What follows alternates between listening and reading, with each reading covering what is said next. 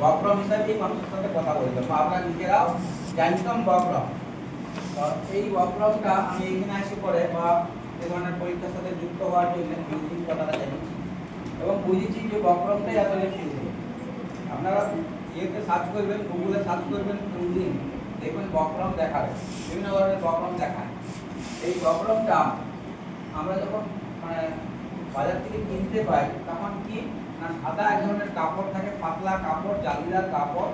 সেই সাদা কাপড়টাকে যেমন আমরা ঘরে একটা কোনো কাপড়কে কাচার করে ফেরোরো দিয়ে দিই বা এই অনেকে সাবু নাকি বলে, সাবু দিই, অনেকে মার দিই, ভাতে নানা রকম করে আমরা ওকে বেশ মজবুত করে শক্ত করে করি কিনা, কাপড়টা ভালো ভাঁজ হয়, আয়রন ভালো হয়।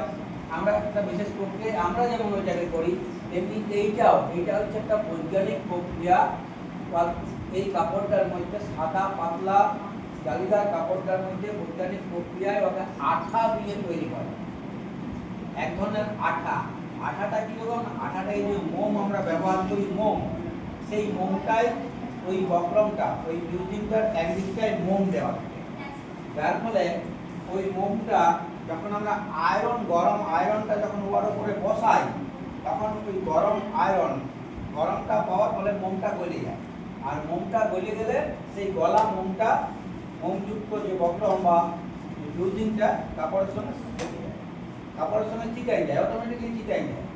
তো ওই বিশেষভাবে প্রক্রিয়া করে এটা তৈরি করা হয়।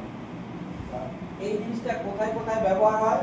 যখন আমরা শার্ট তৈরি করি, যে কলারটা তৈরি করা হয়েছে, এই যে হাতের কাপটা তৈরি করা হয়েছে, তাছাড়াও এই ফুল প্যান্টের যে বেল্ট, কোমর বেল্ট তৈরি করা হয়েছে, ওটায় ফিউজিংটা বসানো হয়। ফিউজিংটা ওইটা বসানো। মেয়েদের যখন চুড়ি প্যান্ট, পাটিয়ালা প্যান্ট করবো, পাটিয়ালা প্যান্ট করতে গেলে নিচে যে বক্রম, একটা বোর্ডার দিয়ে ডিজাইন করে, ঘন ডিজাইন করে সেলাই করে না, ওটা তো বক্রম দেওয়া হয়ে যাবে। তো সেইটাকে ফিউজিং বলা হয়। কোথায় কোথায় ব্যবহার হয় তাহলে?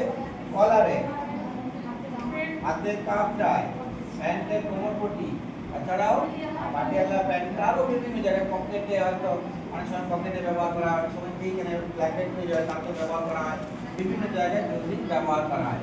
ফিউজিংই হচ্ছে এক ধরনের বক্রমটাকেই ফিউজিং হচ্ছে। বক্রম নিশ্চয়ই আমরা দোকানে কিনতে এসে দেখেছি, অনেকেই যারা কাজ করি তারা বক্রম অন্তর্ভুক্ত দেখেছে তারা। এই বক্রমটাকেই ফিউজিং বলা। ঠিক আছে, বুঝে দিচ্ছি। এটা এই লেখাটা নিশ্চয়ই